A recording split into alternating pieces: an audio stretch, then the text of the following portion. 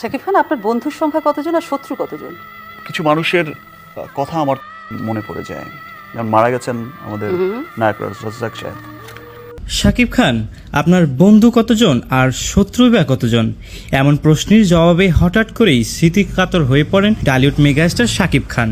তিনি স্মরণ করেন টলিউডের কিংবদন্তি অভিনেতা নায়ক রাজ্জাক খানকে।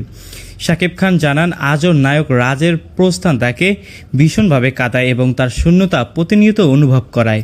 সম্প্রতি সামাজিক যোগাযোগের মাধ্যমে দেওয়া এক আবেগঘন বার্তায় কিংবদন্তি এই অভিনেতাকে শ্রদ্ধার সাথে স্মরণ করেন। পোস্টে শাকিব খান লেখেন, নায়ক রাজ্জাক কেবল একজন অভিনেতা ছিলেন না, তিনি ছিলেন চলচ্চিত্র অঙ্গনের অভিভাবক, এক পরম অনুপ্রেরণা ও ভালোবাসার আশ্রয়স্থল। শাকিব আরও উল্লেখ করেন, নায়ক রাজ তাকে সবসময় পরম স্নেহে আগলে রাখতেন এবং সুপরামর্শ দিতেন। বহুদিন দেখা না হলেও শাকিব কিসের মধ্য দিয়ে যাচ্ছেন তা যেন দূর থেকে বুঝে ফেলতেন রাজ্জাক সাহেব। তাই তার প্রস্থান শাকিবের কাছে ব্যক্তিগত অভিভাবক হারানোর মতো। রাজ্জাকের রেখে যাওয়া শিক্ষা ও আদর্শবিদকে নিজের পথ চলার প্রেরণা হিসেবে উল্লেখ করে শাকিব খান শেষ লাইনে লেখেন, বাংলাদেশের চলচ্চিত্র যতদিন থাকবে, নায়ক রাজ যতদিন আমাদের হৃদয় অঙ্গনে জায়গা নিয়ে থাকবে। সো ভিউয়ার্স, আপনারা কি মনে করছেন শাকিব খানের এই উক্তিগুলোকে নিয়ে? তা জেনে অবশ্যই কমেন্ট করতে পারেন আমাদের কমেন্ট বক্সে।